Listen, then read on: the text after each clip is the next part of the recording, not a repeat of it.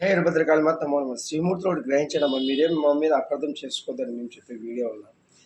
శ్రీమూర్తులు స్వేచ్ఛగా వాళ్ళ జీవితంలో స్థిరపడేంత సంతానం చేసుకోకుండా పర్వాలేదు, ఇప్పుడే బిడ్డలు కనద్దండి, మీ అన్నాన్ని దాచుకొని అవసరం అనుకున్నప్పుడు కనండి కొనదల ఉపాసన గారు, మన రామ్ చరణ్ గారు భార్య చిరంజీవి గారు కూడా ఇటువంటివన్నీ సందర్శిస్తే సనాతన ధర్మాన్ని ఏం చేయాలనుకుంటున్నాను.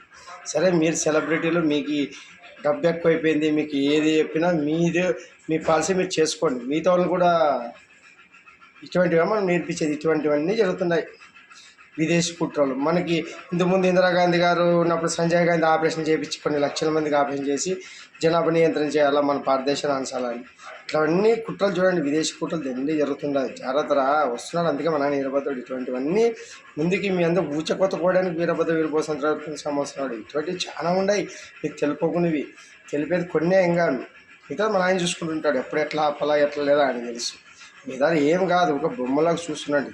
మీరు ఆయన అడిచే బొమ్మలు అంతే. మీ నుంచి ఏం ముద్రించబడేది ఉండదు, లోకంకి ఏం ప్రయోజనం ఏమి ఉండదు. మీరు చేసే ఘోరంతాన్ని కొండంత చెప్పుకుని కూడా మీరు ఉంటారు.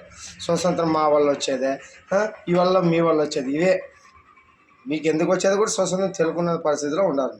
జై వీరభద్ర.